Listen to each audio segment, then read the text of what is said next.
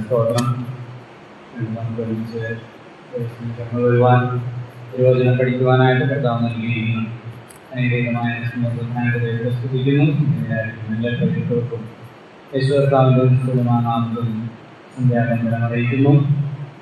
നമ്മൾ ചിന്തിച്ചുകൊണ്ടിരിക്കുകയാണല്ലോ നീതിയുടെ സംരക്ഷണം എന്ന 4ാമത്തെ പ്രധാന ശിക്ഷത്തിലാണ് നമ്മൾ ആയിരിക്കുന്നത്. 6, 7, 8 അധ്യായങ്ങൾ ഉൾപ്പെടുന്നതാണത്. അതിൽ വിശുദ്ധീകരണത്തെ സംബന്ധിച്ച പാഠങ്ങൾ 6, 7 അധ്യായങ്ങൾ നമ്മൾ ചിന്തിച്ചു കഴിഞ്ഞു. 1, പാപത്തിൽ നിന്നുള്ള സ്വാതന്ത്ര്യം. 2, ന്യായപ്രമാണത്തിൽ നിന്നുള്ള സ്വാതന്ത്ര്യം. തേജസ്കരണത്തെ സംബന്ധിക്കുന്ന പാഠങ്ങളാണ് 8ാം അധ്യായത്തിൽ നമ്മൾ ചിന്തിക്കുന്നത്.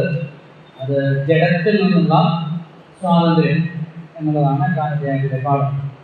തേജസ്കരണത്തെ കുറിച്ചാണ് പറയുന്നതെങ്കിൽ അതിൻ്റെ ആദ്യത്തെ ചില ഭാഗങ്ങൾ നമുക്ക് തേജസ്കരണത്തിലേക്ക് ലഭിച്ച ഒരു ട്രാൻസ്ഫോർമേഷൻ, ഒരു മാറ്റം എങ്ങനെയാണ് ലഭിച്ചത് എന്നുള്ളതിനെ സംബന്ധിച്ചാണ്. അപ്പോൾ അവിടെയും ആ ജഡത്തിൽ നിന്നുള്ള സ്വാതന്ത്ര്യത്തെ കുറിച്ച് പറയുമ്പോൾ മറ്റു ചില സ്വാതന്ത്ര്യങ്ങൾ അവിടെ ഊന്നി പറയുന്നുണ്ട്. 1 മുതൽ 3 വാക്യങ്ങളിൽ ഏതിൽ നിന്നാണ് സ്വാതന്ത്ര്യം? ന്യായവിസ്താരത്തിൽ നിന്നുള്ള, പാപത്തിന്റെ ശിക്ഷയിൽ നിന്നുള്ള, ദണ്ഡന വിധിയിൽ നിന്ന് നമുക്ക് സ്വാതന്ത്ര്യം ലഭിച്ചു. 4 മുതൽ 17 വരെയുള്ള വാക്യങ്ങളിൽ പരാജയത്തിൽ നിന്നുള്ള സ്വാതന്ത്ര്യം. അത് പറയാൻ കാരണം 7ാം അധ്യായത്തിൽ പറഞ്ഞു, അയ്യോ ഞാൻ അരിഷ്ട മനുഷ്യൻ, മരണത്തിന് അധീനമായ ശരീരത്തിൽ നിന്ന് എന്നെ വിടുവിക്കും. നന്മ ചെയ്യാൻ ആഗ്രഹിക്കുന്നുണ്ട്, പക്ഷെ ചെയ്യാനായിട്ട് കഴിയുന്നില്ല. അങ്ങനെ ഒരു പരാജിതനായ എന്നെ ആർ സഹായിക്കും, എന്നെ ആർ വിടുവിക്കും? അപ്പോൾ ആ പരാജയത്തിൽ നിന്നുള്ള സ്വാതന്ത്ര്യത്തെ കുറിച്ചാണ് 4 മുതൽ 17 വരെയുള്ള വാക്യങ്ങളിൽ പറഞ്ഞിരിക്കുന്നത്. എന്ന് പറഞ്ഞാൽ സ്വയത്തിനെ ആശ്രയിക്കാതെ, അതാണല്ലോ 4ാം വാക്യം, ജഡത്തെയല്ല ആത്മാവിനെ അത്ര അനുസരിച്ച് നടക്കുന്ന നമ്മിൽ ന്യായപ്രമാണത്തിന്റെ നീതി നിവർത്തിയാകേണ്ടതിന് തന്നെ. അപ്പോൾ ജഡത്തെയല്ല. ആ പോർഷനിൽ ഈ 17 വരെയുള്ള വാക്യങ്ങളിൽ ആ പോർഷനിൽ പറയുന്ന ഒരു കാര്യം, ജഡസ്വഭാവമുള്ളവരായിരുന്നു നമ്മൾ. ഇപ്പോൾ ആരാണ്? ആത്മസ്വഭാവമുള്ള. ജഡസ്വഭാവമുള്ളവർക്ക് ദൈവത്തെ പ്രസാദിപ്പാൻ കഴിയില്ല. അപ്പോൾ അതിന്റെ അർത്ഥം എന്ന് പറയുന്നത്, രക്ഷിക്കപ്പെട്ടതിന് ശേഷം ശരീരം ആത്മീകരല്ല. നമ്മൾ നേരത്തെ ഉണ്ടായിരുന്ന കേവലം ജഡത്തിൽ മാത്രം ആശ്രയിക്കുന്ന, ജഡത്താൽ നിയന്ത്രിക്കപ്പെട്ട ഒരവസ്ഥയിൽ നിന്ന് കർത്താവ് എന്ത് ചെയ്തു? രൂപാന്തരപ്പെടുത്തി ദൈവാത്മാവുള്ളവരായി തീർന്നു. ദൈവത്തിന്റെ ആത്മാവ് നിങ്ങൾ വസിക്കുന്നുവെങ്കിൽ നിങ്ങൾ ജഡസ്വഭാവമുള്ളവരല്ല, ആത്മസ്വഭാവമുള്ളവരെത്ര. അപ്പോൾ പരിശുദ്ധാത്മാവിനെ നൽകി ജഡത്താൽ നിയന്ത്രിക്കപ്പെടുന്ന അവസ്ഥയിൽ നിന്ന് ദൈവത്തിന്റെ പരിശുദ്ധാത്മാവിനാൽ നിയന്ത്രിക്കപ്പെടുന്ന പുതിയൊരു അവസ്ഥയിലേക്ക് നമ്മെ കൊണ്ടുവന്നു. അപ്പോൾ ആ പരിശുദ്ധാത്മാവിനാൽ, ജഡത്തെയല്ല ആത്മാവിനെ അത്ര അനുസരിച്ച് നടക്കുന്ന നമ്മിൽ ന്യായപ്രമാണത്തിന് നീതി, പരിശുദ്ധാത്മാവിനെ അനുസരിച്ച് നടക്കുന്നതിനാൽ പരിശുദ്ധാത്മാവിന്റെ നിയന്ത്രണത്തിൽ, പരിശുദ്ധാത്മാ നിറവെന്ന് പറഞ്ഞാൽ എന്താ? പരിശുദ്ധാത്മ നിയന്ത്രണം. അപ്പൊ പരിശുദ്ധാത്മ നിയന്ത്രണത്തിൽ ജീവിക്കുന്ന നമുക്ക് ഈ ന്യായപ്രമാണം മുന്നോട്ട് വയ്ക്കുന്ന എല്ലാ ഡിമാൻഡ്സും, നീതിയുടെ ഡിമാൻഡുകളും ചെയ്യാൻ കഴിയും, നിവർത്തിക്കാൻ കഴിയും. അതാണ് ഗലാത്യലേഖനം 5:23 പറയുന്നത്.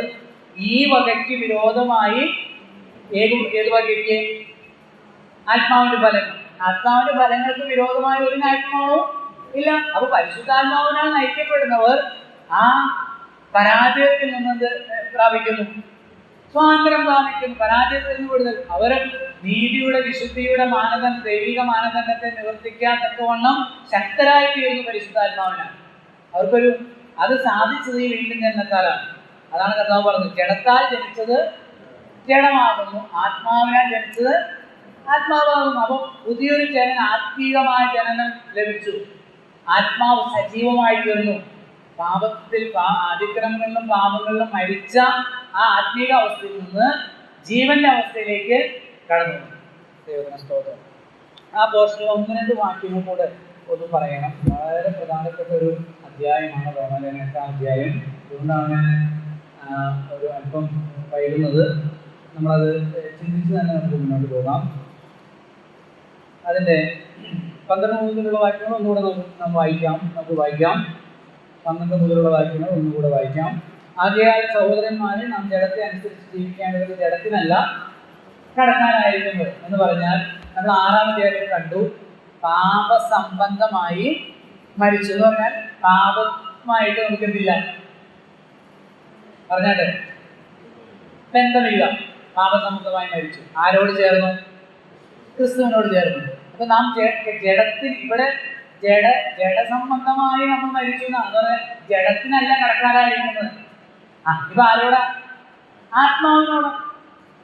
ക്രിസ്തുവുമായി ബന്ധപ്പെട്ടതിനാൽ ക്രിസ്തു നൽകിയ പരിശുദ്ധാത്മാവിനെ കടപ്പെട്ടിരിക്കുന്നത്. അതാണ്. ഓക്കെ, 13-ാം വാക്യം. നിങ്ങൾ ജഡത്തെ അനുസരിച്ച് ജീവിക്കുന്നുവെങ്കിൽ മരിക്കും. ആത്മാവിനാൽ ശരീരത്തിന്റെ പ്രവൃത്തികളെ മരിപ്പിക്കുന്നുവെങ്കിലോ നിങ്ങൾ ജീവിക്കും. അപ്പോൾ രക്ഷിക്കപ്പെട്ട ദൈവങ്ങൾക്കുള്ള ഇത് ഒരു നിർദ്ദേശമായിട്ടല്ല, ഒരു കൽപ്പനയല്ല. അപ്പോൾ അങ്ങനെ നമ്മൾ മരിപ്പിക്കുന്നതിനാലാണോ നിത്യജീവൻ ലഭിക്കുന്നത്, അതിനെക്കുറിച്ചാണ് പറഞ്ഞിരിക്കുന്നത്. അല്ല, പിന്നെന്താ? പരിശുദ്ധാത്മാവിനെ അനുസരിക്കുന്നവർ എന്ത് ചെയ്യും? ആത്മാവിനാൽ എന്ത് ചെയ്യും? ജഡത്തിന്റെ പ്രവൃത്തികളെ മരിപ്പിക്കും. അങ്ങനെ മരിപ്പിക്കുന്നവർക്ക് അവരുടെ ജീവിതത്തിലാണ് ആ ജീവന്റെ അനുഭവം ഉണ്ടാകുന്നത്. ഓക്കെ, 14-ാം വാക്യം. ദൈവാത്മാവ് നടത്തുന്നവരേവരും ദൈവത്തിന്റെ മക്കളാണ്. പരിശുദ്ധാത്മാവിനെ എങ്ങനെയാണ് പ്രാപിക്കുന്നതെന്നും പരിശുദ്ധാത്മാവിനെ നൽകിയതിന്റെ ഉദ്ദേശങ്ങൾ എന്താണെന്നൊക്കെ കഴിഞ്ഞ ആഴ്ച നമ്മൾ ചിന്തിച്ചതിലേക്ക് പോകുന്നില്ല. പരിശുദ്ധാത്മാവിനെ നൽകുന്ന രക്ഷിക്കപ്പെട്ടവർക്ക് ദൈവം പരിശുദ്ധാത്മാവിനെ നൽകുന്നതിന്റെ അതിപ്രധാനമായ പ്രഥമമായ ഉദ്ദേശം എന്ന് പറയുന്നത് ഇവിടെയാണ് രേഖപ്പെടുത്തിയിരിക്കുന്നത്. എന്താണത്? നമ്മെ നടത്തുവാൻ, വഴി നടത്തുവാൻ, നമ്മെ ദൈവത്തിന്റെ വചനപ്രകാരം ആ ദൈവവചനം ഓർമ്മിപ്പിച്ച് ബുദ്ധി പറഞ്ഞു തന്ന് ഉപദേശിച്ച് പഠിപ്പിച്ച് നമ്മെ വഴി നടത്താൻ വേണ്ടിയിട്ടാണ് പരിശുദ്ധാത്മാവിനെ നൽകിയിരിക്കുന്നത്. അപ്പോൾ ദൈവത്തിന്റെ ആത്മാവ് നടത്തുന്നവരാണ് ആര്? ആ പരിശുദ്ധാത്മാവ് ഉള്ളവരാണ് ആര്? ദൈവത്തിന്റെ മക്കൾ. അവരാണ് ആത്മസ്വഭാവം. മുകളിലത്തെ വാക്യങ്ങൾ ആത്മസ്വഭാവം ഉള്ളവര്, പരിശുദ്ധാത്മാവ് ഉള്ളവർ. അല്ലാത്തവരാണ് ജഡസ്വഭാവം, ജഡീയരല്ല, ജഡ എന്ന് പറഞ്ഞ് രക്ഷിക്കപ്പെടാതെ. ക്രിസ്തുവിന്റെ ആത്മാവില്ലാത്തവൻ അവനുള്ളവനല്ല. ഓക്കെ, 15-ാം വാക്യം. നിങ്ങൾ പിന്നെയും ഭയപ്പെടേണ്ടതിന് ദാസ്യത്തിന്റെ ആത്മാവിനെ അല്ല, നാം അബ്ബാ പിതാവേ എന്ന് വിളിക്കുന്ന പുത്രത്വത്തിന്റെ ആത്മാവിനെ അത്രേ പ്രാപിച്ചിരിക്കുന്നു. നമ്മൾ പറഞ്ഞു, ആരോടാണ് പ്രാർത്ഥിക്കുന്നത്? പിതാവായ ദൈവത്തോട്. ആരുടെ നാമത്തിലാണ്? പുത്രന്റെ നാമത്തിലാണ്. ആരിൽ കൂടെയാണ്? പരിശുദ്ധ. അതുകൊണ്ട് തന്നെ പറഞ്ഞിട്ടുണ്ട് 26-ാമത്തെ വാക്യത്തിൽ, അവിടെ ആത്മാവ് നമ്മുടെ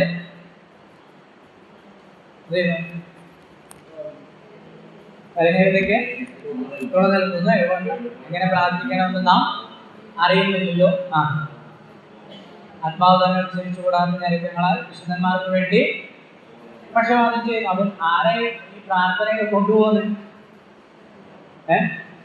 പരിശുദ്ധാത്മാവിൽ പ്രാർത്ഥിച്ചും എന്ന് യൂദയുടെ ലേഖനത്തിലുണ്ട്. പരിശുദ്ധാത്മാവിൽ പ്രാർത്ഥിച്ചും. അപ്പോൾ പിതാവായ ദൈവത്തോട് പുത്രന്റെ നാമത്തിൽ പരിശുദ്ധാത്മാവിലുള്ള പ്രാർത്ഥനകൾ മാത്രമേ ദൈവം കേൾക്കുന്നുള്ളൂ, സ്വീകരിക്കുന്നുള്ളൂ. എല്ലാവർക്കും ദൈവം നന്മ കൊടുക്കുന്നുണ്ട്. അത് ദൈവത്തിന്റെ സ്വഭാവ ഗുണത്തിലുള്ള. ദൈവം നല്ലവനായതുകൊണ്ട്, ഞാൻ നല്ലവനായതുകൊണ്ട് നിന്റെ കണ്ണ് കടിക്കുന്നുവോ എന്ന് പറഞ്ഞതുപോലെ ദൈവം നല്ലവനാണ്. ദൈവം എല്ലാവർക്കും അല്ലല്ലേ ദൈവം എല്ലാവർക്കും നല്ലവനാണ്. കിണർ കുത്തുമ്പോൾ ഒരാൾ പറഞ്ഞു, ഞാൻ സൂചനം പറയാനായിട്ട് ഞങ്ങൾക്ക് ബ്രദറെ, നമ്മുടെ കൂടെ ഉള്ളതുകൊണ്ട് ഞങ്ങൾ ഇവിടം വരെയൊക്കെ ഇവിടെ എങ്ങും വെള്ളമില്ല. ഞങ്ങളുടെ മുറ്റത്ത് ഞങ്ങൾ കിണർ കുത്തിയപ്പോൾ വെള്ളം കിട്ടും. അപ്പം ആ സഹോദരി പറഞ്ഞു, ഞാൻ 5 വിധത്തിലെ ഞാൻ കൊന്ത ചൊല്ലുന്നത്. ഒന്ന് സാഷ്ടാംഗം വീണ് കൊന്ത ചൊല്ലും. സാഷ്ടാംഗം വീണാണ് ഒരു കൊന്ത ചൊല്ലിയെത്തിക്കുക എന്ന് പറഞ്ഞാൽ വലിയ ബുദ്ധിമുട്ടുള്ള പണിയാണ്. മുട്ടിന്മേൽ നിന്ന് ഒരു കൊന്ത, പിന്നെ കൈ ഉയർത്തി, ഞാൻ എനിക്ക് ഓർമ്മയില്ല, ഒത്തിരി 5 വർഷമുള്ള സംഭവമാണ്. ഇതൊന്നും ചൊല്ലിയില്ലേലും പ്രാർത്ഥിച്ചാലും പ്രാർത്ഥിച്ചില്ലേലും കാര്യങ്ങൾ നടക്കും. പ്രാർത്ഥിക്കാത്തവരുടെ കാര്യമൊന്നും നടക്കുന്നില്ല. ദൈവം ഇല്ലെന്ന് വിശ്വസിക്കുന്ന ആളുകൾ, ദൈവ നിഷേധികളായ ആളുകളുടെ കാര്യം നടക്കുന്നില്ല. അതാരാ നടക്കുന്നത്? ഞാൻ പൊതുവായിട്ടൊരു തത്വമാണ്. അപ്പൊ ഇതൊന്നുമല്ല വിഷയം എന്ന് പറയുന്നത്. പരിശുദ്ധാത്മാവിനാൽ വീണ്ടും ചരിച്ച് ദൈവത്തിന്റെ മക്കളായി തീർന്ന് പരിശുദ്ധാത്മാവിനാൽ നിയന്ത്രിക്കപ്പെടുന്ന, നയിക്കപ്പെടുന്ന ഒരു വ്യക്തി ദൈവവചന പ്രമാണപ്രകാരം പിതാവായ ദൈവത്തോട് കർത്താവ് പഠിപ്പിച്ചതാണ്. സ്വർഗസ്ഥനായ ഞങ്ങളുടെ പിതാവ്, നിങ്ങൾ എൻ്റെ നാമത്തിൽ പിതാവിനോട് അപേക്ഷിക്കുന്നതൊക്കെയും നിങ്ങൾക്ക് നൽകപ്പെടും. വാക്യങ്ങൾ, ഒത്തിരി വാക്യങ്ങളുണ്ട്. ഇനി അപ്പോസ്തലന്മാരുടെ പ്രാർത്ഥനകൾ, എഫേസ്യ ലേഖനത്തിൽ, ഫിലിപ്പി ലേഖനം, കൊലോസ്യ ലേഖനത്തിലൊക്കെ പ്രാർത്ഥനകൾ കാണാം. അവിടെ എങ്ങനെ പറയുന്നത്? യേശുക്രിസ്തു, ഞാൻ നിങ്ങൾക്ക് വേണ്ടി നമ്മുടെ രക്ഷിതാവായ യേശുക്രിസ്തു മുഖാന്തരം പിതാവായ ദൈവത്തിന് സ്തോത്രം ചെയ്യുന്നു. അല്ലേ? അങ്ങനെയല്ലേ പ്രാർത്ഥനകൾ? എടുത്ത് വായിക്കാം, നിങ്ങൾ പിന്നീട് വായിച്ചാൽ മതി. എഫേസ്യ, കൊലോസ്യ ലേഖനത്തിലും തെസ്സലോനിക്ക ലേഖനത്തിലൊക്കെ പ്രാർത്ഥനകൾ, അപ്പോസ്തലന്മാരുടെ പ്രാർത്ഥനകളുണ്ട്. പിതാവിനോട് പുത്രന്റെ നാമത്തിലാണ്, മറ്റൊരു നാമത്തിലും ഇല്ല. ആ നാമത്തിൽ പരിശുദ്ധാത്മാവുള്ള പ്രാർത്ഥനകൾ മാത്രമേ ദൈവത്തിന് സ്വീകരിക്കാൻ കഴിയൂ. ഈ പ്രാർത്ഥനയുടെ അന്തസത്ത എന്താണെന്നുള്ളതാണ് നമ്മൾ മുന്നോട്ട് വരുമ്പോൾ അത് ചിന്തിക്കാൻ കേട്ടോ. അപ്പൊ അപ്പോഴാണ് ഞാൻ നേരത്തെ പറഞ്ഞ ഒരു കാര്യം, പ്രാർത്ഥിച്ചാലും പ്രാർത്ഥിച്ച് ദൈവം എന്താണെന്നുള്ളതിന്റെ അതിന്റെ അർത്ഥം മനസ്സിലാവുന്നത്. പ്രാർത്ഥിക്കേണ്ടെന്നല്ല, ദൈവമക്കൾ പ്രാർത്ഥിക്കണം, ദൈവമക്കൾ പ്രാർത്ഥിക്കണം എന്ന് കർത്താവ് പറഞ്ഞിട്ടുണ്ട്. തീർച്ചയായിട്ടും പ്രാർത്ഥിക്കണം. ഓക്കെ, അപ്പൊ അതാണ് പ്രമാണം. ഇവിടെ പറയുന്ന ഒരു കാര്യം ശ്രദ്ധിച്ചാൽ അറിയാം, നിങ്ങൾ പിന്നെയും ഭയപ്പെടേണ്ടതിന് ദാസ്യത്തിന്റെ ആത്മാവിനെ അല്ല, പിന്നെ അതെന്താണെന്ന് പറഞ്ഞു.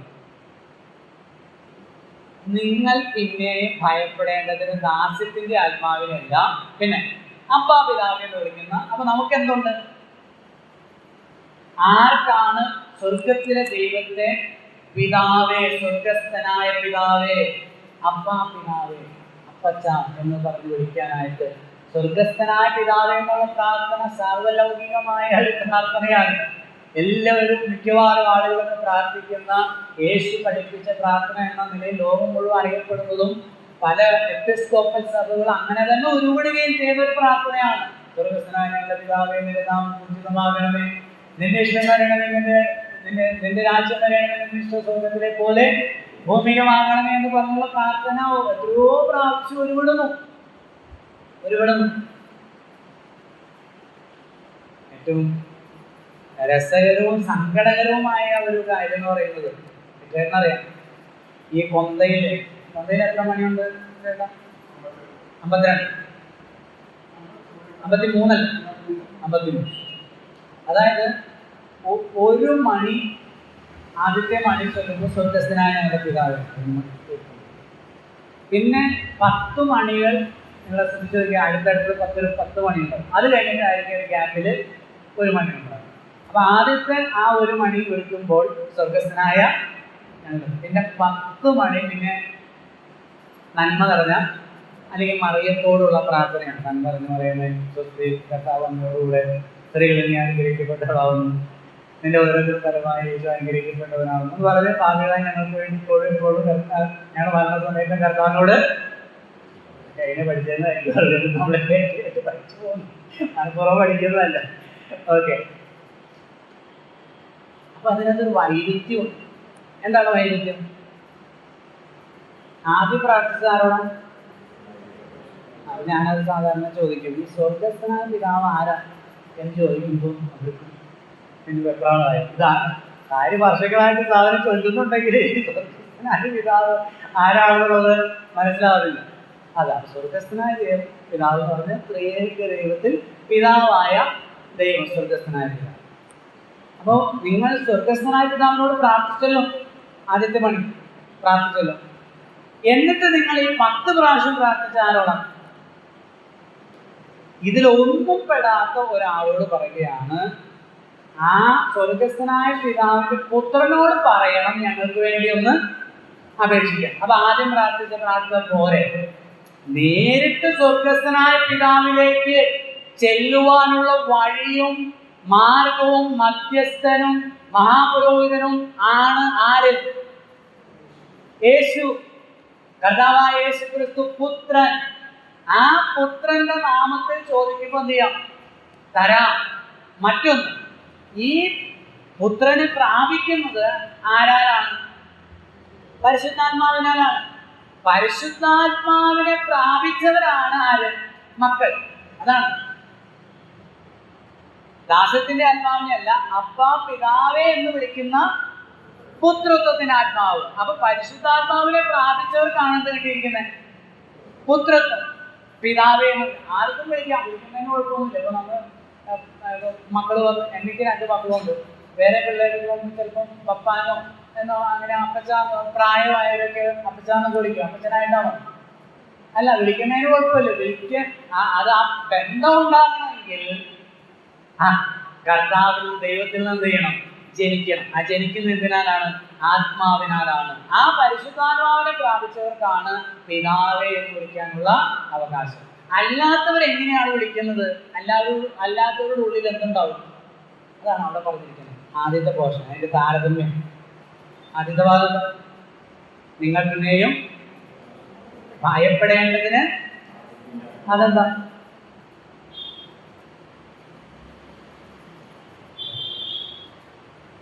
നമ്മൾ എപ്പോഴും പറയുന്ന ഒരു വാക്യമല്ലേ? പറയും. Any idea? No idea. എന്തായിരിക്കാം?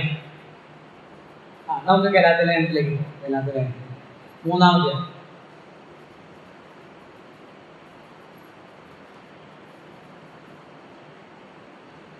3-ാം അധ്യായത്തിന്റെ 24.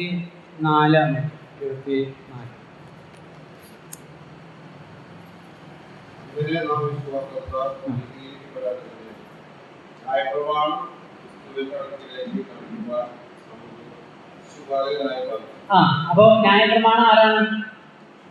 ശിശുപാലകൻ. ന്യായപ്രമാണത്തിൽ കീഴിലുള്ളത് ആരാണ്? അങ്ങനെയാണെങ്കിൽ ന്യായപ്രമാണം ശിശുപാലകനാണെങ്കിൽ ന്യായപ്രമാണം നടത്തുന്നവരാരാ? ശിശുക്കളാണ്, അല്ലെ? ശിശുവിനെ പാലിക്കുന്നവനാണ് ശിശുപാലകൻ. ന്യായപ്രമാണം ശിശുപാലകനാണെങ്കിൽ ന്യായപ്രമാണത്തിന് കീഴിലിരിക്കുന്നവരാരാ? ശിശുക്കളാണ്. ഇനി 4-ാം അധ്യായത്തിന് 1-ാം വാക്യം വായിക്കാം.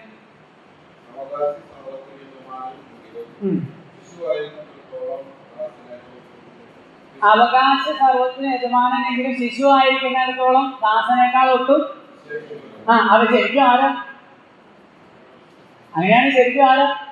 ന്യായപ്രമാണം നടത്തുന്നവരൊക്കെ ആരാ? ദാസന്മാരാ.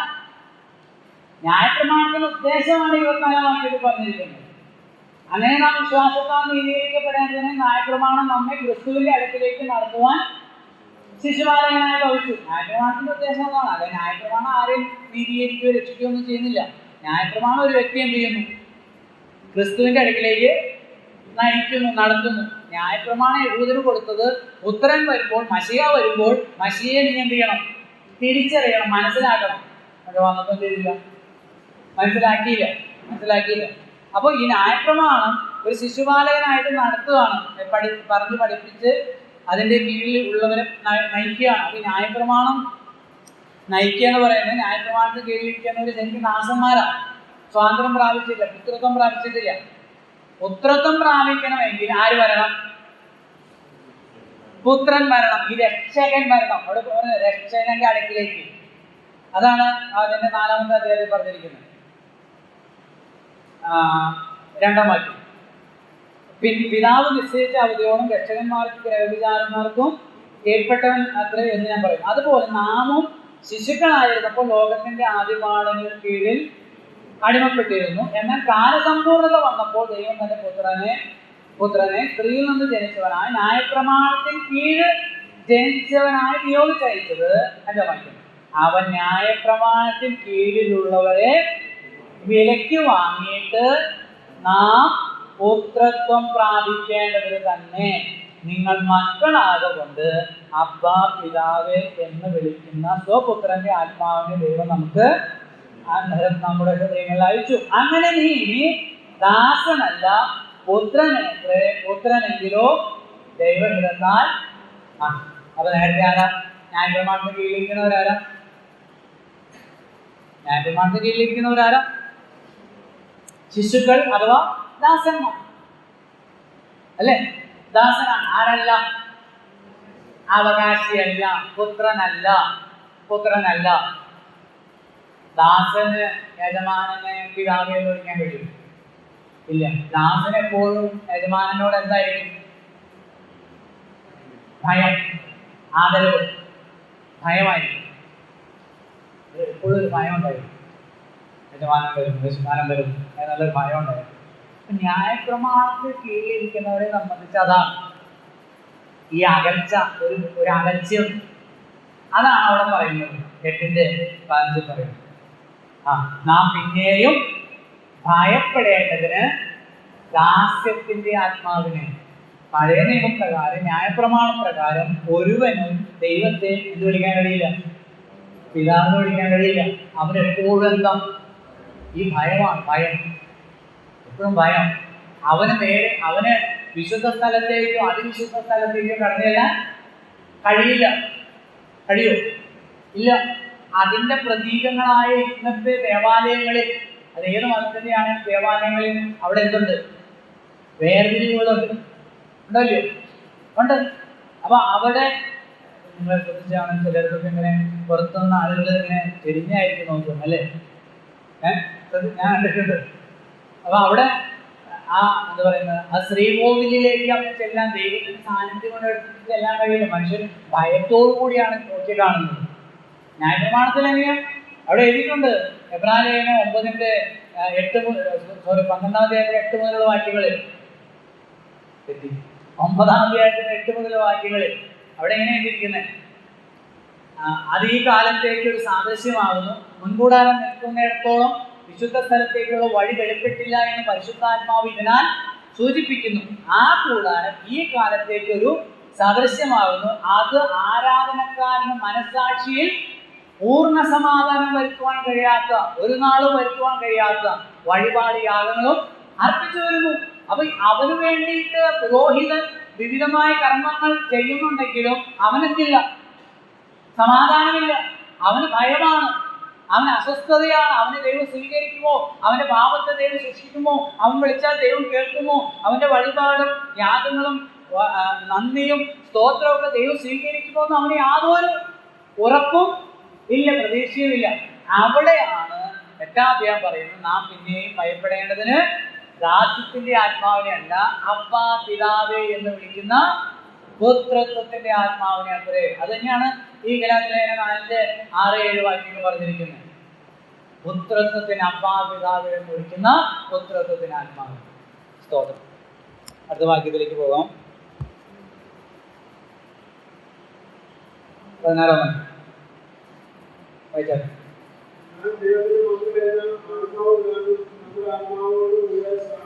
നാം ദൈവത്തിന്റെ മക്കളെന്ന് ആത്മാവ് താനും നമ്മുടെ ആത്മാവോട് കൂടെ ദൈവം സാക്ഷ്യം പറയും. അപ്പൊ പരിശുദ്ധാത്മാവ് നമ്മളെ ചിന്തിച്ചതാണ്. പരിശുദ്ധാത്മാവ് നമ്മുടെ ഉള്ളിൽ വസിച്ചുകൊണ്ട് നമ്മളെ നിയന്ത്രിക്കുകയും നയിക്കുകയും ചെയ്യുകയാണ്. പരിശുദ്ധാത്മാവ് നമുക്ക് ബോധ്യം തരികയാണ് നമ്മൾ ആരാണ് എന്നുള്ളത്. 1-2 വാക്യങ്ങൾ നമുക്ക് അതിനു വേണ്ടി അതിനോട് ചേർന്ന് വായിക്കാം.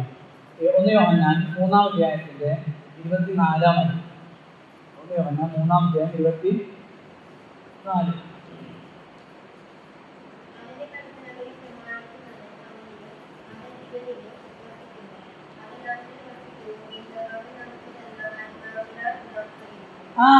അവൻ നമ്മിൽ വസിക്കുന്നു എന്ന് അവൻ നമുക്ക് നൽകിയ ആത്മാവിനാൽ നാം അറിയുന്നു. ഒരു വ്യക്തി ദൈവത്തിന്റെ പൈതലാണെന്ന് ഏറ്റവും ആദ്യം അല്ലെങ്കിൽ ആത്യന്തികമായി അറിയുന്ന ആരാ? ആ വ്യക്തി തന്നെയാണ്. അത് ആ വ്യക്തിക്ക് എങ്ങനെ ബോധ്യമായി? പരിശുദ്ധാത്മാവ് ആ വ്യക്തിക്ക് എന്ത് ചെയ്യുന്നു? ബോധ്യമാക്കി കൊടുക്കുകയാണ്. കാരണം പരിശുദ്ധാത്മാവിനാലാണ് ആ വ്യക്തിയുടെ ഉള്ളിൽ എന്ത് നടന്നത്? പരിവർത്തനം നടന്നത്, വീണ്ടും ജനനം നടന്നത്. അതുകൊണ്ട് ആ പരിശുദ്ധാത്മാവ് ആ വ്യക്തിയെ ബോധ്യപ്പെടുത്തുകയാണ്. അതിന്റെ 4-ാം അധ്യായം 13-ാമത്തെ വാക്യം നോക്കിയ 4:13.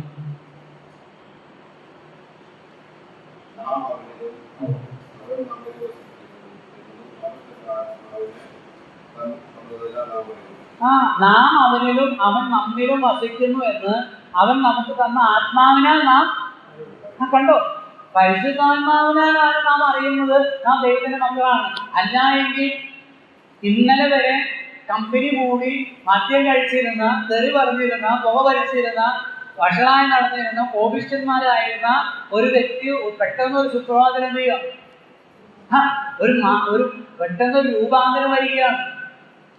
രൂപാന്തരം വരിക. ഞാൻ ചോദിക്കട്ടെ, സുവിശേഷം പറയുന്ന ആളുകൾ ഇങ്ങനെയുള്ള, നമ്മൾ ഒരാളോട് ചെന്ന് സുവിശേഷം പറഞ്ഞു, എല്ലാ ദിവസവും അയാളുടെ പിന്നാലെ നടക്കുവാണ്. മത്തായി ഇവിടെ പോകുന്നത്, നീ കുടിക്കാൻ പാടില്ല, നമ്മൾ ദൈവങ്ങളെ കുടിക്കാൻ പാടില്ല, നമ്മൾ പിന്നാലെ നടന്നിട്ടാണോ? ആണോ? നമ്മുടെ പിന്നാലെ ആരെയും നടന്നിട്ടാണോ? പിന്നെ എന്താ കാരണം? പരിശുദ്ധാത്മാവ് ആ വ്യക്തിയുടെ ഉള്ളിൽ ബോധ്യം നൽകി, നീ പഴയ മത്തായി അല്ല, പഴയ ജോൺസനല്ല, അത് മരിച്ചു. നീ ക്രിസ്തുവിന്റെ പൈതലാണ്, നീ ഒരു ദൈവമകനാണ്. നാം ദൈവത്തിന്റെ മക്കളെന്ന് ആത്മാവ് താനും നമ്മുടെ ആത്മാവോട് ചേർന്ന്, ദൈവത്തിന്റെ ആത്മാവ്, പരിശുദ്ധാത്മാവ് നമ്മുടെ ആത്മാവിൽ പ്രവർത്തിക്കുകയാണ് ചെയ്യുന്നത്. ജഡത്തിന് പ്രവർത്തിക്കാൻ കഴിയില്ല, ജഡത്താൽ ജഡം. അപ്പൊ ഈ പുതിയൊരു പരിവർത്തനം ഉണ്ടായി. മതപരിവർത്തനമല്ല, പിന്നെ മനപരിവർത്തനമാണ് ഉണ്ടായത്, ജീവിത പരിവർത്തനമാണ് ഉണ്ടായത്. അത് പരിശുദ്ധാത്മാവിനാൽ നടന്നതാണ്. അപ്പൊ വീണ്ടും ജനിച്ച സകല ദൈവങ്ങളുടെ ഉള്ളിൽ ആ പ്രവർത്തനം നിരന്തരമായി നടന്നുകൊണ്ടിരിക്കുന്നു. പിന്നെ ചില സമയത്ത് നമ്മൾ അത് ചെയ്യുന്നില്ല, കേൾക്കുന്നില്ല. എന്തുകൊണ്ട് കേൾക്കുന്നില്ല? എന്താ കേൾക്കാത്തത്?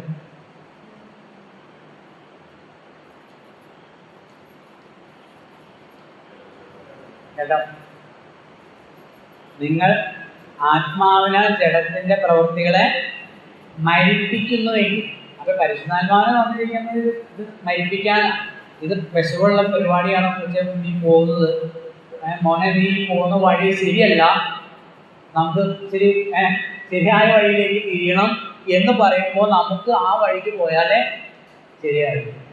അപ്പൊ ആ ജഡം ഇങ്ങനെ ഉയർന്നു നിൽക്കുമ്പോൾ അതിനെ അമർച്ച ചെയ്യാൻ, ഓക്കെ, പരിശുദ്ധാത്മാവിന്റെ ഇഷ്ടത്തിന്, ദൈവ ഇഷ്ടത്തിന് ഞാൻ വിധേയപ്പെടാൻ എന്ന് പറഞ്ഞുകൊണ്ട് അതിനെ മരിപ്പിക്കാൻ തയ്യാറാകുമ്പോൾ പരിശുദ്ധാത്മാവ് നമ്മിൽ പ്രവർത്തിക്കും. നമ്മളെ അല്ലെങ്കിൽ സംഭവിക്കുന്ന കാര്യം ഫിദ്യലേഖനം 4:30 നമ്മൾ വായിക്കുന്നുണ്ട്. എന്താ ഫിദ്യലേഖനം 4:30? നീ മറച്ചു നോക്കണം. ദൈവത്തിന്റെ പരിശുദ്ധാത്മാവിനെ ദുഃഖിപ്പിക്കരുത്, അവനാലല്ലോ നിങ്ങൾക്ക് വീണ്ടെടുത്ത നാളിനായി മുദ്രയിട്ടിരിക്കുന്നത്. പരിശുദ്ധാത്മാവ് മുദ്ര ഉണ്ടല്ലോ, അത് എവിടം വരെയാണ്? ആരൊക്കെ പൊട്ടിച്ച് കളയുന്ന പരിപാടി ഇല്ലെന്ന് കേട്ടോ, ഇല്ല. ഓക്കെ, രക്ഷയുടെ ഭദ്രതയെ കുറിച്ചൊക്കെ ഈ അധ്യായത്തിൽ കൂടുതൽ കാര്യങ്ങളുണ്ട്, എന്നാലും നമുക്കത് പറയാം. പരിശുദ്ധാത്മാവിനെ എന്ത് ചെയ്യാൻ കഴിയും? നമുക്ക് ദുഃഖിപ്പിക്കാൻ കഴിയും. പരിശുദ്ധാത്മാവിനെ വന്നിരിക്കും നമ്മെ നടത്താനാണ്. പക്ഷെ നമ്മൾ ആ സ്വരം കേൾക്കാതെ ലോകത്തിന്റെ ഇഷ്ടത്തിനും ജഡത്തിന്റെ ഇഷ്ടത്തിനും ഒക്കെ വിധേയപ്പെട്ട് ജീവിക്കുമ്പോൾ പരിശുദ്ധാത്മാവ് എന്ത് ചെയ്യും? കെട്ടുപോകും. ആത്മാവിനെ കെടുത്തരുത് എന്ന് വാക്യമുണ്ട്. 1 ആത്മാവിനെ കെടുക്കരുത് എന്ന് പറഞ്ഞാൽ പരിശുദ്ധാത്മാവ് മരിച്ചു പോകുന്നല്ല, പിന്നെ പരിശുദ്ധാത്മാവിന്റെ പ്രവർത്തനം അണഞ്ഞു പോകും, ഇല്ലാതെ. ദൈവം ഒരു കാലത്തും, ശ്രദ്ധിക്കണേ, ദൈവം ഒരു കാലത്തും ആരെയും എന്ത് ചെയ്യുന്നില്ല, നിർബന്ധിക്കുന്നില്ല. രക്ഷിക്കപ്പെട്ട ദൈവമക്കളെ രക്ഷിക്കപ്പെടാത്തവരെ നിർബന്ധിച്ചാണോ രക്ഷിക്കപ്പെടുന്നത്? ദൈവമക്കളാക്കുന്നത് പേടിപ്പിക്കുന്നുണ്ടോ? അത് നരകത്തിൽ പോകുന്നു. രക്ഷിക്കപ്പെടും, പേടിപ്പിച്ചൊന്നുമല്ല. ആരെയും പ്രലോഭിപ്പിച്ചോ പീഡിപ്പിച്ചോ ദൈവം ഒരു കാര്യം ചെയ്യുന്നില്ല. അതുകൊണ്ട് നമ്മളും ചെയ്യുന്നില്ല. നമ്മളെ കുറിച്ചുള്ള ആക്ഷേപം അതാണല്ലോ, നമ്മളും ചെയ്യുന്നില്ല. അത് ആരെയും പ്രലോഭിപ്പിക്കും, എന്തിനും കൂടെ കന്നു പറഞ്ഞു അല്ല, നമുക്ക് കിട്ടിയോ? സാധാരണ നമ്മളെ കുറിച്ചുള്ള ആരെങ്കിലും ഏതെങ്കിലും ദേശത്ത് നിന്ന് രക്ഷിക്കപ്പെട്ട് വരുമ്പോൾ, ഞങ്ങളുടെ മംഗളാമിലായിരുന്നപ്പോൾ അവിടെ കുറച്ച് ആളുകളൊക്കെ രക്ഷിക്കപ്പെട്ടു വന്നപ്പോൾ അവരെ കുറിച്ചുള്ള ബേബിക്ക് 2 ലക്ഷം കിട്ടിയില്ലേ? അവരെ സംബന്ധിച്ച് അത് കേൾക്കുമ്പോൾ ഒരു വിഷമം. ഞാൻ പറഞ്ഞു അവരോട് പറയേണ്ടത്, നിങ്ങൾക്ക് എങ്ങനെയാണോ നിങ്ങളുടെ മനസ്സ് പറയുന്നത് അതുപോലെ നിങ്ങൾ എടുക്കും. കിട്ടിയെന്നാണ് നിങ്ങൾക്ക് തോന്നുന്നതെങ്കിൽ അങ്ങനെ വെച്ചോ, കിട്ടിയില്ലെങ്കിൽ അങ്ങനെ വെച്ചോ. ഇനി നിങ്ങൾക്ക് കിട്ടണമെങ്കിൽ നിങ്ങൾ അതിനുള്ള വഴി പറഞ്ഞു.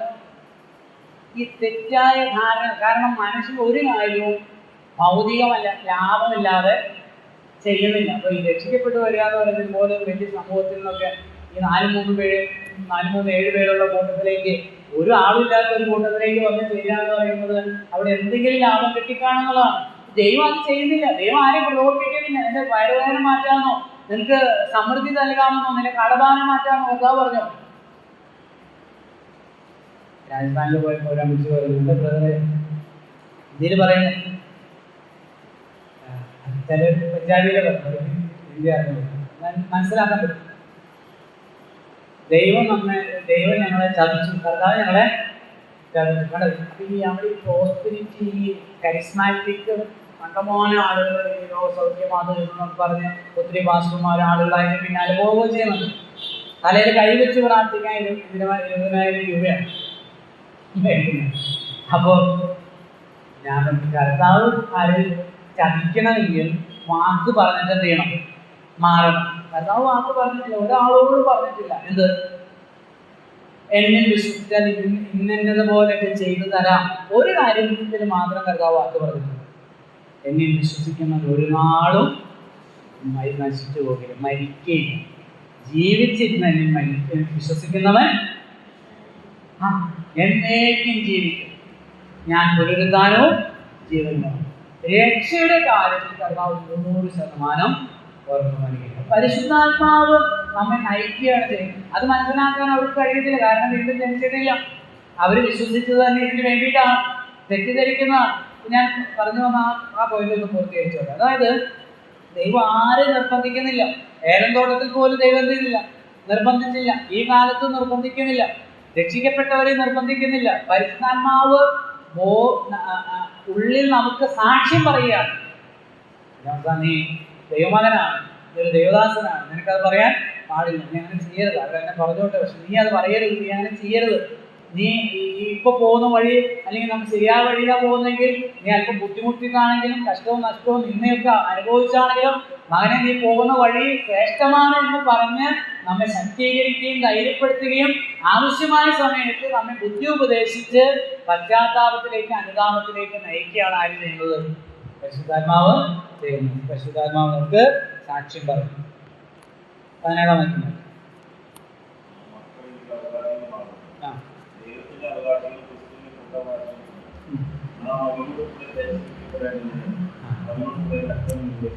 നാം മക്കളെങ്കിലും ആരാകും? ഗലാത്യയിലെ ഇതേ കാര്യം പറഞ്ഞിട്ടുണ്ട് കേട്ടോ. അവിടെ 3-ാം അധ്യായത്തിൽ നമ്മൾ നേരത്തെ വായിച്ച 3-ാം അധ്യായത്തിൽ പറയുന്നുണ്ട്, ഈ ദാസൻ ആരായി മാറി?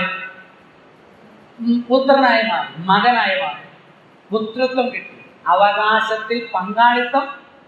ഈ കുഞ്ഞായി ജനിക്കുമ്പോൾ ശരിക്കും അവകാശിയാണ്, പക്ഷെ അതിനെന്തില്ല? പങ്കാളിത്തമില്ല. അവകാശം ഉപയോഗിക്കുവാനായിട്ടുള്ള അധികാരം ഇല്ല.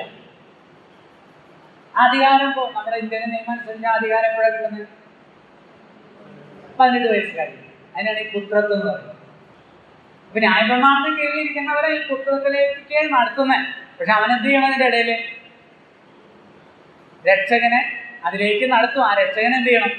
സ്വീകരിക്കും. രക്ഷകനെ സ്വീകരിക്കുമ്പോൾ രക്ഷകൻ എന്താ ചെയ്തത്? ന്യായപ്രമാണത്തിന് കീഴിലുള്ളവരെ വിലയ്ക്ക് വാങ്ങി പുത്രത്വം കൊടുക്കുക. അവകാശം, ദൈവത്തിലുള്ള അവകാശം. ഇവിടെ പറഞ്ഞ ഒരു കാര്യം ഒന്ന് പറഞ്ഞോട്ടെ. നാം മക്കളെങ്കിലും അവകാശികളുമാകുന്നു.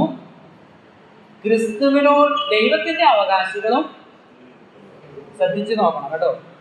ദൈവത്തിന്റെ അവകാശികളും ക്രിസ്തുവിന് അതെന്താ?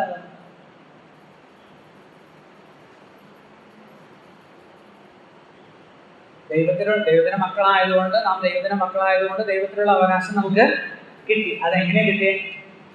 ക്രിസ്തുവിനോട് കൂടെ കിട്ടിയ, തന്നെ കിട്ടിയതല്ല, ക്രിസ്തുവിന് കൂട്ടവകാശികൾ. അതെന്താ?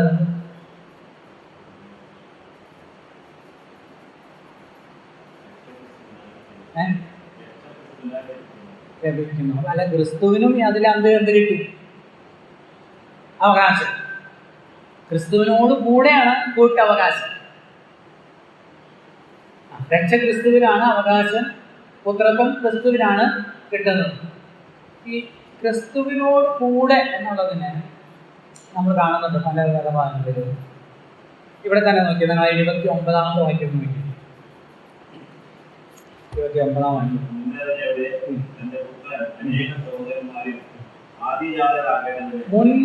അവൻ മുന്നറിഞ്ഞവരെ തന്റെ പുത്രൻ അനേകം സഹോദരന്മാരിൽ ആദിജാതനാകേണ്ടതിന് അവരുടെ സ്വരൂപത്തോട് അനുഭവപ്പെടുവാൻ മുൻനിയമിച്ചിട്ടുണ്ട്. അപ്പൊ അവിടെ ഒരു വാക്ക് പറഞ്ഞിട്ടുണ്ട് കർത്താവിനെ കുറിച്ച്. തന്റെ പുത്രൻ അനേകം സഹോദരന്മാരിൽ ക്രിസ്തുവാരപ്പോ അല്ല, അനേകം സഹോദരന്മാരിൽ അതിലാണ്. അപ്പൊ ഈ സഹോദരന്മാരാണ്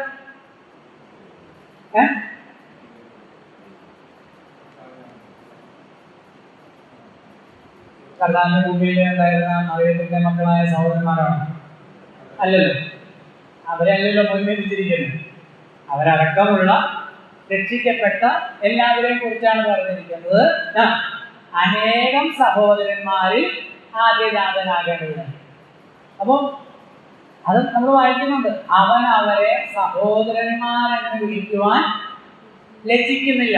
എബ്രായലേഖനം 2-ാം അധ്യായം നമുക്കൊന്ന് വായിക്കാം. ആ പോർഷൻ വായിച്ചത് 2-ാം അധ്യായത്തിന്റെ 2-ാം അധ്യായത്തിൽ 10 മുതലുള്ള വാക്യങ്ങളൊന്ന് വായിക്കാം.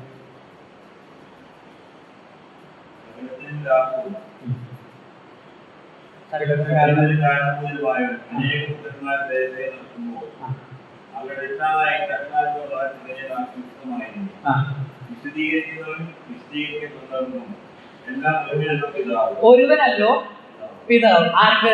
ഒന്നോട് നോക്കിയേ. വിശുദ്ധീകരിക്കുന്നവനും വിശുദ്ധീകരിക്കപ്പെടുന്നവർക്കും എല്ലാവർക്കും ഒരുവനല്ലോ പിതാവ്. ആരെ കുറിച്ചാണ് പറയുന്നത്? പിതാവായ ദൈവത്തെ കുറിച്ച്. അപ്പൊ ഇത് വിശുദ്ധീകരിക്കപ്പെടുന്നത് ആരാ? നമ്മൾ അല്ലേ? ഓക്കെ. വിശുദ്ധീകരിക്കുന്ന ആരാ? പുത്രൻ. ഓക്കെ. അത് ഇനി താഴേക്ക് വായിച്ചു. ആരെ സഹോദരന്മാരെന്ന് വിളിക്കാൻ ലഭിക്കുന്നില്ല? ഈ വിശുദ്ധീകരിക്കുന്ന പുത്രൻ വിശുദ്ധീകരിക്കപ്പെടുന്ന മനുഷ്യരെ എന്ത് വിളിക്കാൻ ലഭിക്കുന്നില്ല? കാരണം ഈ രണ്ടു കൂട്ടർക്കും ഒരാളാണ് ആര്? പിതാവ്. നിങ്ങൾ ഓർക്കുന്നുണ്ടോ? യോഹന്നാന്റെ സുവിശേഷം 20:17 കർത്താവ് പറയുന്നുണ്ട്. അതുകൂടെ ഒന്ന് വായിക്കും. ഇത് മറക്കണ്ട, മോനായിട്ട് അത് മറക്കണ്ട. അവിടെ മക്കളാരെയും വായിച്ചു. യോഹന്നാൻ 20:17.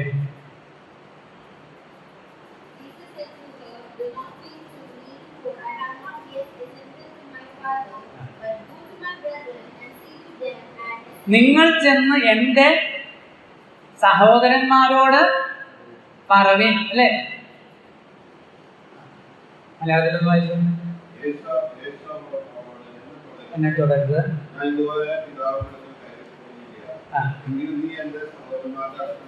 നീ എൻ്റെ സഹോദരന്മാരുടെ അടുക്കൽ ചെന്ന്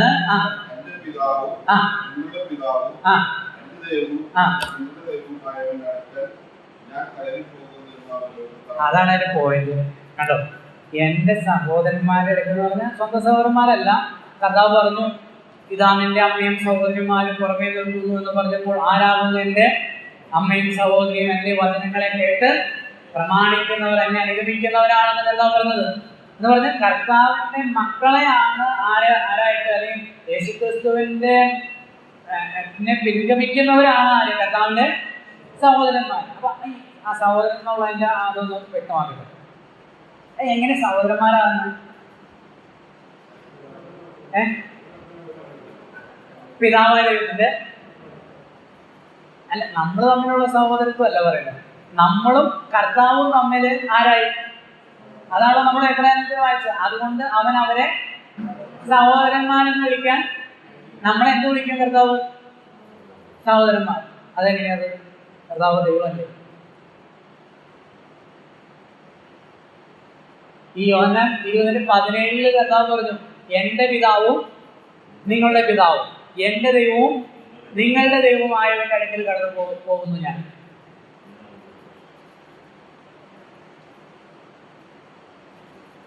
ഇത്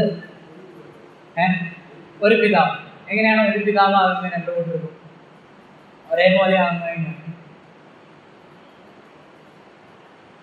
ഒരു കാര്യത്തിൽ ഒരേപോലെയാണ് ഒരു കാര്യം, എന്നാൽ മറ്റൊരു കാര്യത്തിൽ വ്യത്യാസമുണ്ട്. അതുകൊണ്ടാണ് എൻ്റെ പിതാവും നിങ്ങളുടെ പിതാവ്, എൻ്റെ ദൈവവും നിങ്ങൾക്ക് ദൈവമായിരിക്കുന്ന പോലെയല്ല എനിക്ക് ദൈവമായിരിക്കുന്നത്, നിങ്ങൾക്ക് പിതാവായിരിക്കുന്ന പോലെയല്ല എനിക്ക് പിതാവായിരിക്കുന്നത്. എന്നാൽ നമുക്ക് രണ്ടു കൂട്ടർക്കും പൊതുവായ ഒരു കാര്യത്തിൽ പിതാവുമാണ് ദൈവമാണ്. ഞാനത് പറയാം. പിതാവും പുത്രനും പരിശുദ്ധാത്മാവുമാണ് ത്രിയേക നിത്യദൈവം. നിത്യതയിൽ പിതാവാണ്, പുത്രനാണ്, പരിശുദ്ധാത്മാവാണ്. അപ്പോൾ ദൈവപുത്രൻ എന്നുള്ളത് എന്ന് മുതലാണ്? ആദ്യം മുതലേ ഉള്ളതാണ് ദൈവപുത്രൻ, അല്ലെങ്കിൽ നിത്യപുത്രൻ.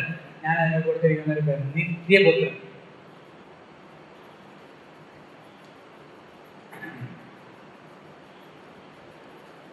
അവിടെ ഒരു വാക്കുണ്ടല്ലോ, നിത്യാത്മാവിനാണ് നിത്യപുത്രൻ.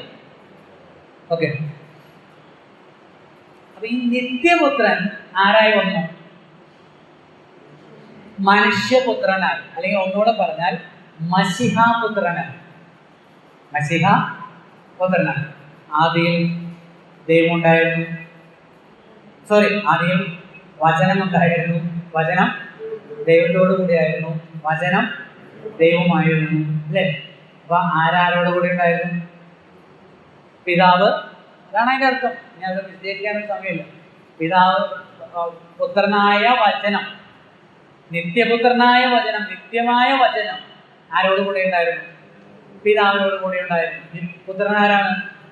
വചനം ഉണ്ടായിരുന്നു, വചനം ദൈവത്തോടു കൂടിയായിരുന്നു, വചനം ദൈവമായിരുന്നു. പക്ഷെ ഈ വചനം എന്തായി തീർന്നു? ജഡമായി തീർന്നു, ശരീരം എടുത്തു വന്നു. ശരീരം എടുത്തു വന്നു. നീ വിശുദ്ധീകരിക്കപ്പെടുന്നവർക്ക് വേണ്ടി, നമ്മെ വിശുദ്ധീകരിക്കാനായിട്ട് വിശുദ്ധീകരിക്കുന്നവൻ നമ്മെ പോലെ ശരീരം എടുത്തു വന്നപ്പോൾ അവന്റെ മനുഷ്യത്വത്തിൽ നമുക്ക് തുല്യനായി തീർന്നു, സമനായി തീർന്നു. അതാണ് നമ്മൾ എന്നും മിക്കവാറും ആരാധനയ്ക്ക് പറയുന്ന 2:14. മക്കൾ ജഡരക്തങ്ങളോട് കൂടിയവരായതുകൊണ്ട് അവനും അവരെ പോലെ ജഡരക്തങ്ങളോട് കൂടിയവനായി വന്നു. ബാക്കി പറയേണ്ട ആവശ്യമില്ല. അപ്പൊ ജഡരക്തങ്ങളോടുകൂടി വന്നപ്പോ അതാര് കൊടുത്തതാണ്? പിതാവ് കൊടുത്തതാണ്. ഇതാ ഞാൻ വരുന്ന പുസ്തകത്തിൽ എന്നെ കുറിച്ച് എഴുതിയിരിക്കുന്നു, അനനയാവും ഭോജനയാവും നീ ഇച്ഛിച്ചില്ല, ഒരു ശരീരം എനിക്കായി ഒരുക്കിയിരിക്കുന്നു. ആരൊരുക്കി? പിതാവ് ഒരുക്കി. പുത്രനെ ജനിപ്പിച്ചു. നിത്യപുത്രനെ ജനിപ്പിച്ചതല്ല. ദൈവപുത്രൻ എന്ന ആ നിത്യനായ പുത്രൻ ഒരിക്കലും ജനിപ്പിക്കപ്പെട്ടവനല്ല. പക്ഷേ മസിഹാപുത്രൻ ജനിപ്പിക്കപ്പെട്ടവനാണ്. അങ്ങനെ ജനിപ്പിക്കപ്പെട്ട മസിഹാപുത്രന്റെയും ജനിപ്പിക്കപ്പെട്ട നമ്മളാകുന്ന പുത്രന്മാരുടെയും പിതാവ് ഒരുവനാണ്. അതുകൊണ്ട് ആരാണ്? സഹോദരന്മാരാണ്. അപ്പോൾ നമുക്ക് അവകാശം ക്രിസ്തുവിൽ കൂട്ടായി ലഭിക്കുന്നതാണ്. നിങ്ങൾ മക്കളെങ്കിൽ അവകാശികളും, ദൈവത്തിന്റെ അവകാശികളും ക്രിസ്തുവിനോട് കൂടെ കൂട്ടവകാശികൾ. എന്നെയും നിങ്ങളെ രക്ഷിക്കാനായി മനുഷ്യനായി തീർന്ന യേശു ക്രിസ്തു സകല അവകാശവും അധികാരവും നഷ്ടപ്പെടുത്തിയിട്ടാണ് വന്നത്. എന്നാൽ അതുകൊണ്ടാണ് ഫിലിപ്പിനകത്ത് വായിക്കുന്നത്, ഒടുവിൽ വായിക്കുമ്പോൾ അവൻ ദൈവത്തോടുള്ളൊരു ദൈവരൂപത്തിലിരിക്കെ ദൈവത്തോടുള്ള സമത്വം മുറുകെ പിടിച്ചുകൊള്ളണം ധരിക്കാതെ ദാസരൂപം എടുത്തു. ഒടുവിൽ വായിക്കുമ്പോൾ മരണത്തോളം, ക്രൂശിലെ മരണത്തോളം അനുസരണം വേണം. അതുകൊണ്ട് ദൈവവും അവനെ ഏറ്റവും ഉയർത്തി സകല നാമത്തിലും. ഏറ്റവും ഉയർത്തി എന്ന് പറഞ്ഞിട്ടുണ്ടെങ്കിൽ ദൈവം ഉയർത്തിയപ്പോ ഉയർന്നാണോ? അല്ല. അതാ 5-ാം വാക്യത്തിൽ പറഞ്ഞിട്ടുണ്ട്. എന്ത്? അവൻ ദൈവരൂപത്തിൽ ഇരുന്നവനാണ്, നിത്യനായ പുത്രനാണ്, നമ്മളോട് സമനായവനല്ല. പക്ഷെ അവൻ നമ്മെ പോലെ ആയി തീർന്നതാണ്. അതുകൊണ്ട് ദൈവം അവൻ ഉയർത്തി സകല അവകാശവും അധികാരം ആര് കൊടുത്തു? പുത്രന് കൊടുത്തു. ആ പുത്രനിൽ നമുക്ക് എന്ത് കിട്ടി? പുത്രനിൽ കൂടെ നമുക്ക് കൂട്ടവകാശം കിട്ടി. ആ പുത്രനിൽ കൂടെ മാത്രമേ എന്ത് കിട്ടുന്നുള്ളൂ? കൂട്ടവകാശം കിട്ടുന്നു. മുന്നോട്ട് പോകും. ഒന്നുകൂടി വായിക്കും. 17 നമുക്കാണെങ്കിൽ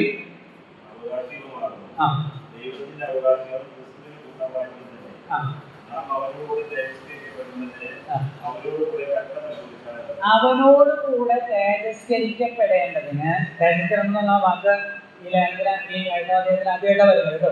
പക്ഷെ തേജസ്കരണവുമായി ബന്ധപ്പെട്ട കാര്യങ്ങളാണ് മുൻപിൽ പറഞ്ഞത്. 1, 2, 3 വാക്യത്തിലൊക്കെ നമുക്ക് എന്തില്ല, ശിക്ഷാവിധിയില്ല എന്ന് പറഞ്ഞാൽ എന്തുകൊണ്ട്? തേജസ്കരണം ഉണ്ടെന്നാണ് അതിന്റെ അർത്ഥം. ഓക്കെ, തേജസ്കരിക്കപ്പെടേണ്ടതിന്, അവനോടുകൂടെ തേജസ്കരിക്കപ്പെടേണ്ടതിന്. ആരോടുകൂടെ? ആരിലാണ് അവകാശം? ആരോട് കൂടെയാണ് അവകാശം? ക്രിസ്തുവിനോട് കൂടെയാണ് അവകാശം, കൂട്ടവകാശം. ക്രിസ്തുവിനോട് കൂടെ കൂട്ടവകാശികളാണ്. അപ്പൊ ക്രിസ്തുവിനോട് കൂടെ നമ്മൾ എന്ത് ചെയ്യും? തേജസ്കരിക്കപ്പെടും. അവനോടുകൂടെ തേജസ്കരിക്കപ്പെടേണ്ടതിന് പറഞ്ഞാല് അവനോടുകൂടെ. അപ്പൊ തേജസ്കരണം എങ്ങനെ കിട്ടുന്നത്? വെച്ചിട്ടാണോ തേജസ്കരണം കിട്ടുന്നത്? ആ വാക്യം വായിച്ചാൽ നമുക്ക് അങ്ങനെ തോന്നും അല്ലേ? അവനോടുകൂടെ തേജസ്കരിക്കപ്പെടേണ്ടതിന് അവനോടുകൂടെ കഷ്ടം അനുഭവിക്കുന്നവർക്കൊക്കെ എന്തുണ്ട്? തേജസ്കരണമുണ്ട്. എന്നാ പിന്നെ അത് കഷ്ടം അനുഭവിക്കും. അത് ലോകത്തിലെ തലമുറകൾ അങ്ങനെ ചിന്തിക്കുന്നുണ്ട് അല്ലേ? എന്താ പറയുക? ശരീരത്യാഗം, ശരീരത്തിന്റെ ജഡത്തിന്റെ ഇഷ്ടങ്ങളെ താല്പര്യങ്ങളൊക്കെ എന്ത് ചെയ്യുക? അടിച്ചമർത്തുക, അതിനെ ത്യജിക്കുക, ചെരുപ്പിടാതെ നടക്കുക, മെത്തയിലോ അല്ലെങ്കിൽ പായയിലോ ഒന്നും കിടക്കാതെ പരിപരിത സ്ഥലങ്ങളിലൊക്കെ എന്ത് ചെയ്യുക? ശരീരത്തെ ദണ്ഡിപ്പിക്കുക. ഓക്കെ, അപ്പൊ അങ്ങനെ കഷ്ടം അനുഭവിച്ചിട്ടാണോ നമുക്ക് തേജസ്കരണം കിട്ടുന്നത്? അങ്ങനെയാണെങ്കിൽ പിന്നെ എന്തിന്റെ ആവശ്യമില്ല, കർത്താവ് മരിക്കേണ്ട ആവശ്യം ഇല്ല. അപ്പൊ ഇവിടെ എന്താ അങ്ങനെ പറഞ്ഞേ? അവനോടുകൂടെ പല വാക്കുകളെയും ആളുകൾ അങ്ങനെ പോട്ടുന്നത് നമുക്ക് കാണാൻ കഴിയും. ഇവിടുത്തെ അവിടെ അത് തുടക്കത്തിൽ പറഞ്ഞിട്ടുണ്ട്. അവനോട് കൂടിയാണ് നമ്മൾ ആരാകുന്നത്? അവകാശികളാകുന്നത്, കൂട്ടവകാശികളാകുന്നത്. അപ്പൊ അവൻ എന്ത് അനുഭവിച്ചു? കഷ്ടം അനുഭവിച്ചു. അപ്പൊ ഒരാൾ രക്ഷിക്കപ്പെടുന്നത് എങ്ങനെയാ? അപ്പൊ നമ്മൾ അതിന്റെ ബേസിൽ പോകണം, ഫൗണ്ടേഷനിൽ പോയ കാര്യം ക്ലിയറോ? ഒരാൾ രക്ഷിക്കപ്പെടുന്നത്, പ്രിൻസിപ്പൽ എങ്ങനെ രക്ഷിക്കപ്പെട്ടപ്പോ പറഞ്ഞു, യേശു എൻ്റെ കർത്താവാണ്. അതാട്ടെ ഇതിന്റെ പോയിന്റ്. ഏറ്റവും അടിസ്ഥാനപരമായ കാര്യം അവിടെ കിടക്കുന്നത്. എല്ലാത്തിനും ഉത്തരം അവിടെയാണ്. യേശു എൻ്റെ കർത്താവാണ്. യേശു എൻ്റെ കർത്താവാന്ന് പറഞ്ഞപ്പോൾ ആ വ്യക്തി എന്ത് ചെയ്തു? മരിച്ചു. ആ വ്യക്തി യേശു എൻ്റെ കർത്താവെന്ന് പറഞ്ഞാൽ എനിക്ക് എന്തില്ല? എനിക്ക് ഇഷ്ടങ്ങൾ, താല്പര്യങ്ങൾ, ഉദ്ദേശങ്ങൾ, ലക്ഷ്യങ്ങൾ ഒന്നും ഇല്ല. യേശുവാണ് എൻ്റെ ഉടമസ്ഥൻ, യേശുവാണ് എൻ്റെ ലോർഡ്, യേശുവാണ് എൻ്റെ യജമാനൻ, എൻ്റെ മേൽ കർത്തൃത്വം നടത്തുന്ന, എന്നെ നയിക്കുന്ന, എന്നെ നിയന്ത്രിക്കുന്ന ഒരേ ഒരാൾ യേശു ക്രിസ്തു മാത്രമാണെന്ന് പറഞ്ഞപ്പോൾ യേശുവിനോട് എന്ത് ചെയ്തു? ഏകീഭവിച്ചു. അതാണ് 6-ാം അധ്യായം. പാപസംബന്ധമായി മരിച്ച ക്രിസ്തുവിനോട് എന്ത് ചെയ്തു? ഏകീഭവിച്ചു. സ്നാനത്തിൽ നമ്മളത് പ്രദർശിപ്പിച്ചു. അങ്ങനെ ഏകീഭവിച്ചപ്പോൾ ആ വ്യക്തി ക്രിസ്തുവിന്റെ കഷ്ടങ്ങളിലും മരണത്തിനും അടക്കത്തിനും പുനരുദ്ധാനത്തിനും എന്ത് ചെയ്തു? പങ്കാളിയായി തീർന്നു. അവന്റെ മരണത്തോട് പങ്കാളികളായെങ്കിൽ അവന്റെ പുനരുദ്ധാനത്തിലും പങ്കാളികളായി തീരും. അവ പുനരുദ്ധാനത്തിൽ പങ്കാളികളായി തീരുന്ന ആരാണ്? ഈ യേശുവിനോട് ഏകീഭവിച്ചവരാണ്. അവരെന്ത് ചെയ്യും? കഷ്ടം അനുഭവിക്കും. യേശുവിന്റെ നാമത്തിൽ ആളുകൾ ഉപദ്രവിച്ചാൽ, യേശുവിന്റെ നാമത്തിൽ നിന്ദിച്ചാൽ, അപവാദങ്ങൾ പറഞ്ഞാൽ, വീട്ടിൽ നിന്ന് ഇറക്കി വിട്ടാൽ, അവരുടെ വസ്തുവകൾ നശിപ്പിച്ചാൽ, യേശുക്രിസ്തുവിന്റെ വഴിയിൽ ജീവിക്കാനായിട്ട് ഏതെല്ലാം കഷ്ടങ്ങളും നഷ്ടങ്ങളും ബുദ്ധിമുട്ടുകളും ഉണ്ടായാൽ അവരെന്ത് ചെയ്യും? അയ്യോ, ഇത് നമുക്ക് പറ്റുന്ന പരിപാടിയല്ല എന്ന് പറഞ്ഞ് പോവോ? ഇല്ല. അവരെന്ത് ചെയ്യും? വീണ്ടും ജനിച്ച ദൈവമക്കൾ ആ കഷ്ടങ്ങൾ സന്തോഷത്തോടെ സഹിക്കും. പരിപാടി ആയല്ലോ എന്ന് വിചാരിച്ചിട്ടല്ല. പിന്നെ നിങ്ങളെ ഛത്തീസ്ഗഡിലേക്കും യു.പിയിലേക്കും ഒക്കെ ഒന്ന് പോയി നോക്കിക്കേ. സന്തോഷത്തോടു കൂടിയാണ് അവർ വൈകുന്നേരം ഇരുന്ന് കൈയടിച്ച് പാട്ടുപാടി ദൈവത്തെ സ്തുതിക്കുന്നത്. നമ്മുടെ ആൾക്കാർക്ക് മീറ്റിങ്ങിന് വരാൻ പറ്റാത്ത 1.5 മണിക്കൂർ ഈ സഭയിൽ ബൈബിൾ ക്ലാസ് വെക്കുന്നത് നമുക്ക് തലവേദന ആയല്ലോ എന്നാണ് ആളുകൾ ചിന്തിക്കുന്നത്. ഇതൊക്കെ പഠിക്കണം, കാര്യങ്ങൾ മനസ്സിലാകണമെങ്കിൽ. അപ്പൊ തേജസ്കരിക്കപ്പെടാനായിട്ട് പോകുന്നവർക്ക് എന്തുണ്ട്? കഷ്ടമുണ്ട്. കാരണം നാം ക്രിസ്തുവിന്റെ കഷ്ടങ്ങളിൽ പത്രോസ് എഴുതിയിട്ടുണ്ട് അല്ലേ? പങ്കാളികളാകും തോറും സന്തോഷിപ്പേ. ക്രിസ്തുവിനോട് കൂടെ കൂട്ടാവകാശികളാണെങ്കിൽ നമ്മൾ ആരില്ല? ക്രിസ്തുവില.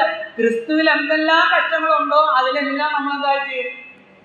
അതിൻ്റെ ഒരു ബുദ്ധിമുട്ടുമില്ലാതെ അത് പല വിധത്തിലും. ഒന്ന്, ക്രിസ്തുവിന്റെ നാമനിമിത്തം, അതാ പറഞ്ഞത് അല്ലേ, എൻ്റെ നാമനിമിത്തം നിങ്ങളെ ഉപദ്രവിക്കും, അപ്പോൾ നിങ്ങൾ എന്ത് ചെയ്യണം? സന്തോഷിപ്പീൻ എന്നാണ് കർത്താവ് പറയുന്നത്. അതാണ് നാമനിമിത്തം, വിശ്വാസ നിമിത്തം. മറ്റൊന്ന്, നമ്മൾ വിശ്വസിക്കുന്ന ഉപദേശ സത്യങ്ങൾ നിമിത്തം, അല്ലെങ്കിൽ ധാർമ്മിക മൂല്യങ്ങൾ നിമിത്തം. ഇല്ലേ? കഷ്ടമില്ലേ? ആഴമഴമ്പനായിട്ട് ജീവിക്കാൻ ഒരു കഷ്ടമില്ല. പക്ഷെ യേശു എൻ്റെ കർത്താവായതുകൊണ്ട് എനിക്ക് ആകാവുന്നതും ആകാത്തതുമായ കാര്യങ്ങളുണ്ട്. അപ്പോൾ അതിനു വേണ്ടിയൊക്കെ ഞാൻ നിൽക്കുമ്പോൾ എന്തുണ്ടാവും? കഷ്ടനഷ്ടങ്ങൾ.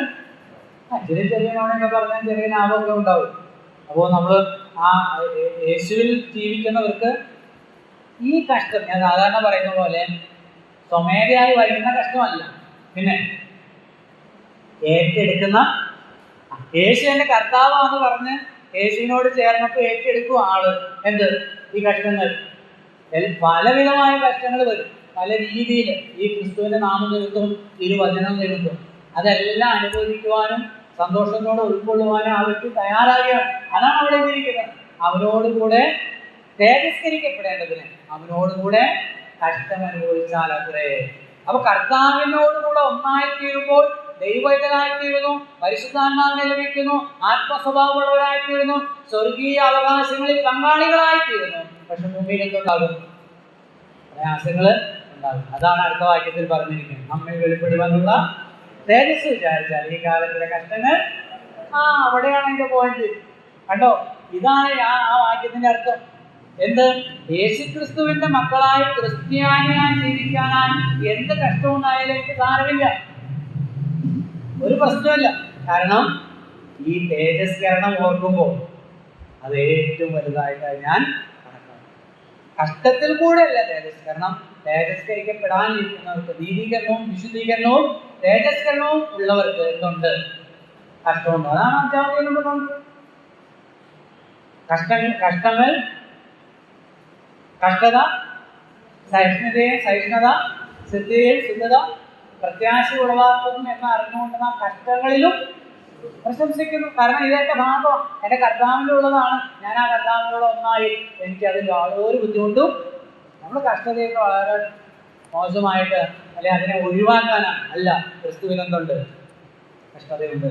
അതനുഭവിച്ച് വരുവാനുള്ള തേജസ്സിനോട് അതിനെ താരതമ്യം ചെയ്ത് ഈ കാലത്തിലെ കഷ്ടങ്ങൾ സാരമില്ല എന്ന് എണ്ണിക്കൊണ്ട് കർത്താവിന്റെ മൗത്വത്തിനായ വിശുദ്ധിയോടെ വിശ്വസ്തയോടെ ജീവിക്കുവാൻ കർത്താവ് എല്ലാവരും അനുഗ്രഹിക്കട്ടെ. കർത്താവിന്റെ നാമം